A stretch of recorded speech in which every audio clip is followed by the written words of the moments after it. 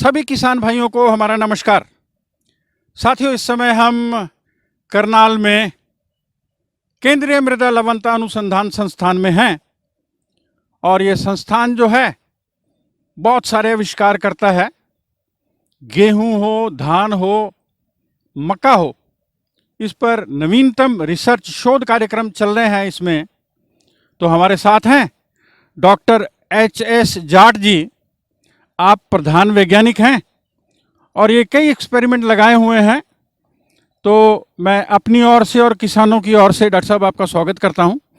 तो आप किसानों को विस्तृत रूप में बताएं कि हरियाणा, पंजाब में मुख्यतः जो फसल चक्र है वो गेहूं और धान का है, तो वो क्या क्या ऑप्शंस ले सकते हैं। साथ साथ आप क्लाइमेट स्मार्ट एग्रीकल्चर पर भी काम करते हैं, जलवायु को भी काम देखते हैं, आप कार्बन एमिशन को भी देखते हैं, जो कि आम भाषा में किसानों को ज़्यादा समझ में नहीं आता है, ऐसा मैं किसान होने के नाते समझता हूँ। तो आप थोड़ा सा किसानों को ये भी बताएंगे कि अपनी ज़मीन को बचाने के लिए वो क्या क्या काम कर सकते हैं। तो ये पहला एक्सपेरिमेंट जो है आपका, ये क्या है, क्या दर्शा रहा है ये? थैंक यू डॉक्टर साहब। बेसिकली जो हमारा पंजाब और हरियाणा का जो एरिया है, यहाँ पर राइस वीट सिस्टम में बेसिकली लगाते हैं। और ये जब से हमारा ग्रीन रेवोल्यूशन आया है 1967-68 से हम ये इसको शुरू कर रहे हैं, तो करीबन 5 डिकेड्स हो गए हमें काम करते हुए। लेकिन क्योंकि हम यहाँ पर जो भी फार्मर है वो कंटिन्यूस राइस वीट ही फॉलो करता है।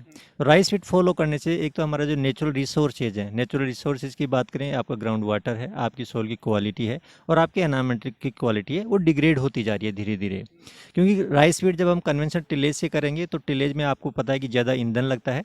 और यहाँ पर अमूमन जो फार्मर्स है अज्ञातवश की वो अपना जो रेजिड्यू उसकी बर्निंग करता है, इसलिए जो आपका पर्यावरण वो भी प्रदूषित होता है। और एक ही क्रॉपिंग सिस्टम लगाने से जो हमारे सॉइल में पोषक तत्व हैं, चाहे वो आपका कार्बन हो, चाहे नाइट्रोजन हो, चाहे मैक्रोन्यूट्रिएंट्स माइक्रोन्यूट्रिएंट्स हो, चाहे वो जिंक, आयरन, ये सभी हमारे अनबैलेंस्ड और घटते जा रहे हैं। तो इन सब को रोकने के लिए हम ये चाहते हैं कि हम कोई ऐसी प्रैक्टिस लाएं ताकि हमारी सॉइल की स्वास्थ्य भी ठीक रहे, हमारी जो रिसोर्सेज है उनकी यूज एफिशिएंसी भी बढ़े और फार्मर्स की जो पैदावार बढ़ेगी तो ऑब्वियसली कि फार्मर्स का जो किसान भाइयों, डॉक्टर जाट ने अभी बोला कि ये जो खेत आप देख रहे हैं, इस पर उन्होंने जो आप करते हैं कॉमन प्रैक्टिस, पारंपरिक जो आप खेती करते हैं, गेहूं दान, और उन्होंने जोर से बोला कि पिछले 5 दशकों से 50 साल से लगभग पंजाब और हरियाणा, कुछ जो हिस्सा है पश्चिमी उत्तर प्रदेश का और पूर्वी उत्तर प्रदेश में भी ऐसा हो सकता है, तो मुख्यतः किसान जो हैं गेहूं दान करते हैं, जिसके चलते वही संसाधन बार बार यूज करने से भूमि की उर्वरा शक्ति में थोड़ा सा फर्क पड़ता है। तो उस संदर्भ में उन्होंने कई ऑप्शंस निकाले हैं। आइए हम खेतों का अवलोकन कराते हैं आपको। आइए डॉक्टर साहब, ये बताइए यहाँ क्या कर रहे हैं? डॉक्टर साहब, आप बताएं कि इस खेत में आपने धान नहीं लगाया है, इससे पहले इसमें क्या गेहूं लगा था? हाँ, इसमें पहले गेहूं लगा हुआ था जी। तो अब क्या लगाया हुआ है इसमें? इसमें जो हमारा जो एक्चुअली मुख्य उद्देश्य क्या है कि हम यहाँ के किसानों को ऐसा कोई फसल प्रणाली दें जिससे कि किसानों का फायदा भी रहे और ज़मीन की उर्वरा शक्ति भी बनी रहे।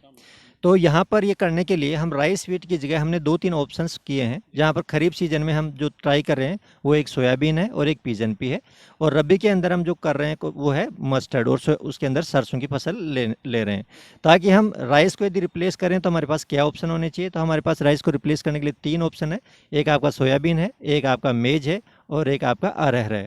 यदि हम देखते हैं जो हमारे जो रिसर्च के जो डाटा ये कहते हैं कि यदि आप राइस वीट की जगह यदि आप मेज वीट ले लेते हैं तो आपकी जो उत्पादकता और आपके जो प्रॉफिट के ऊपर कोई बहुत ज़्यादा फर्क नहीं पड़ता, बल्कि मैं ये कहता हूँ कि आपका प्रॉफिट 20 से 25% तक बढ़ जाता है।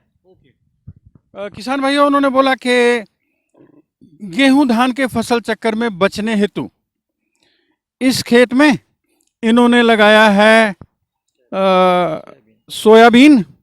डॉक्टर साहब, सोयाबीन से कुछ ये, क्योंकि फलीदार पौधे हैं जैसा मैं समझ रहा हूँ, तो ये उर्वरा शक्ति को कुछ बढ़ाते हैं? नॉड्यूलेटेड रूट्स हैं इनमें कि नहीं है?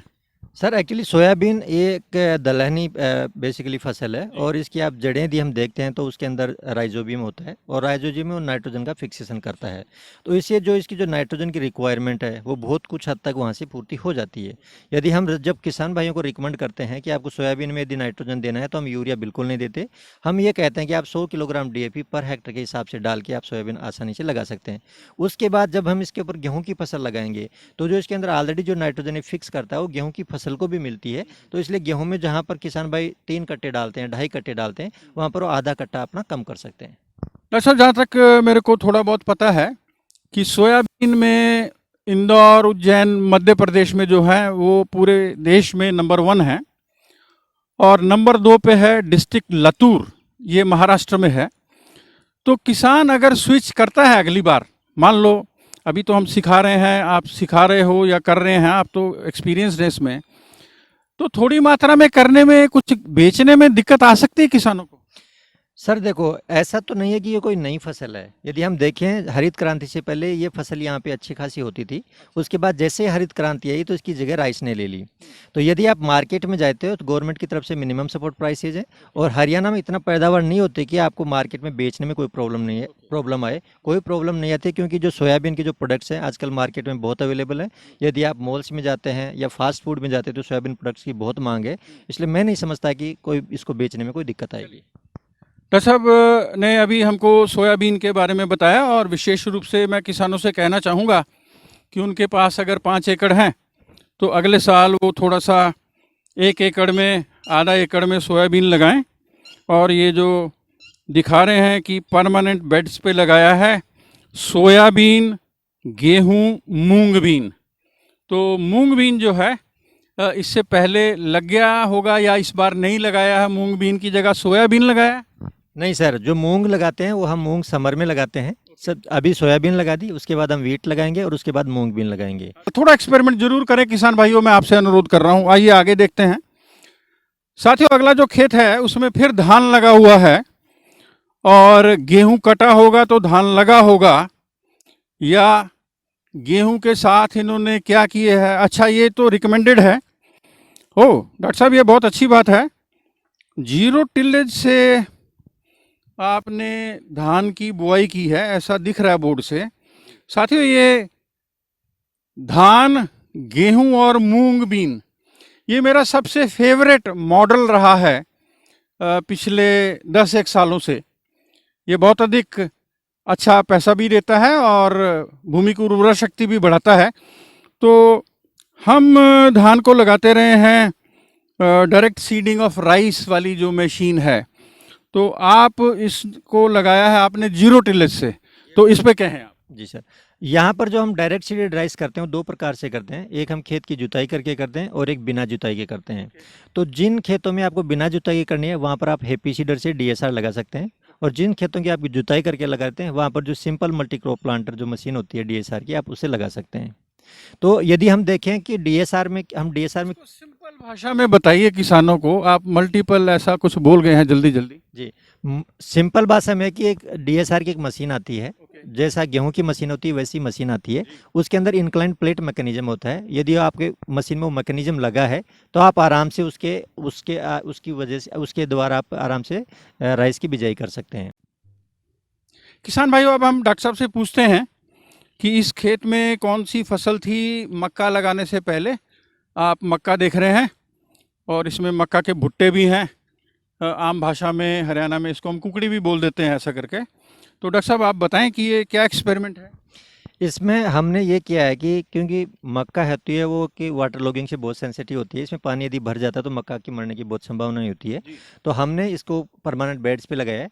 परमानेंट बेड्स होते हैं वो ज़मीन से करीबन 10 से 15 सेंटीमीटर ऊंचे होते हैं, जैसा कि आप इसमें देख भी पा रहे होंगे। अच्छा, ये नीचे जो आपने बनाया है ये पक्के थोड़ा सा फरो एंड रिजिस जो है उस तरह से है, ग्रूव्स बनाए हैं, नाली बनी है और उसके ऊपर मेड बनी हुई थी।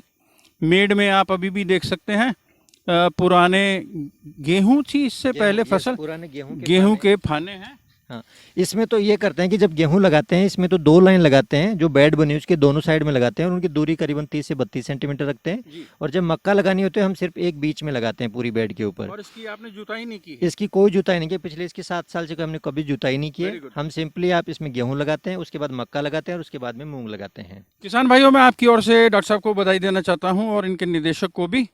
डॉक्टर शर्मा जी हैं यहाँ पे और उनके दिशा निर्देश में शायद ये काम चल रहे हैं। अंतर्राष्ट्रीय स्तर पे भी ये सीमेंट के साथ जुड़े हैं। वहाँ पर गेहूं और मक्का का बहुत बड़ा अनुसंधान संस्थान है। तो इन्होंने बोला कि 30 सेंटीमीटर की दूरी पर 2 लाइनों में ये मेड़ पर लगाते हैं गेहूं और अगले सीज़न में बीच की लाइन में वो लगा देते हैं मक्का। और पिछले 7 सालों से कर रहे हैं ये एक्सपेरिमेंट, तो आप इससे सीख ले सकते हैं। आप भी ऐसा कुछ नया करें तो आपको आर्थिक लाभ होगा।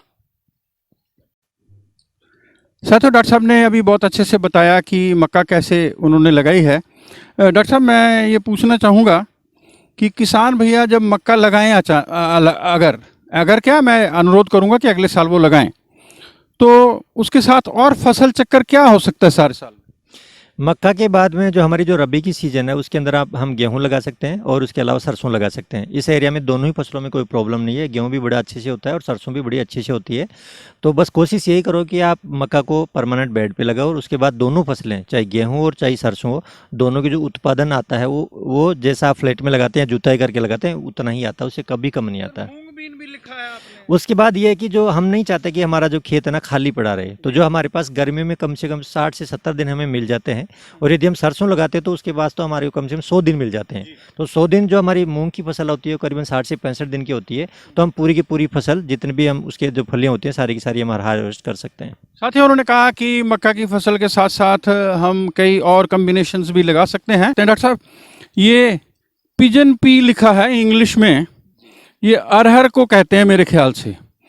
तो ये अरहर, गेहूं और मूंग बीन है। ये बहुत ही ज़बरदस्त फसल चक्कर है। अगर हम सॉइल न्यूट्रिएंट की बात करें तो आप ज़रा किसानों को बताएं कि इसमें कैसे कैसे आपने किया है। इसमें जो हम जैसे बात करते हैं कि राइस को हम किस किस फसल से हम रिप्लेस कर सकते हैं, तो धान को रिप्लेस करने के बाद जो 2 ऑप्शन यहाँ पे ट्राई कर रहे हैं, एक हमारा अरहर है और दूसरा हमारा सोयाबीन है। अरहर भी एक दलहनी फसल है, ये भी नाइट्रोजन फिक्स करती है और इसकी जो सबसे बड़ी खासियत ये है कि इसकी जो जड़ें हैं वो गहराई तक जाती है। तो और जो इसके बाद जो वीट लगाएंगे उसकी जो जड़ें जहाँ से न्यूट्रिएंट मैक्सिमम पोषक तत्व लेती है ऊपर के 15 से 30 सेंटीमीटर के बीच में ही लेती है, जबकि अरहर की नीचे तक भी जाती है। तो यदि इस फसल चक्कर को लेंगे तो जो सॉइल के अंदर जो न्यूट्रिएंट्स का जो बैलेंस है, चाहे आपकी अपर सरफेस लेयर हो और चाहे लोअर सरफेस लेयर हो, तो दोनों में मेंटेन रहता है। तो ऐसी फसल को हमें जरूर समावेश करना चाहिए। और जैसे कि हम बात करते हैं कि धान्य फसलें लगाएं, धानों के अंदर बीच में कभी दलहनी और कभी तिलहनी फसलों का समावेश करके हमारी जो सॉइल है उसकी हम उर्वरा शक्ति को बनाए रख सकते हैं। डॉक्टर साहब, ये कब लगती है अरहर जो आपने लगाई है और कब गेहूं के टाइम में कट जाएगी? ये डॉक्टर साहब हमने जैसे गेहूं की हार्वेस्टिंग हो जाती है उसके बाद में हम मूंग लगाते हैं और मूंग लगाने के बाद में जैसे आपका जून एंड आता है उसके आसपास हम इसको अरहर को लगा देते हैं और इसकी जो हार्वेस्टिंग है वो नवंबर के फर्स्ट वीक में या अक्टूबर के एंड तक हो जाती है सर। ओके किसान साथियों, आप सबको आज बहुत सारी ऑप्शंस दी हैं डॉक्टर एच.एस. जाट ने।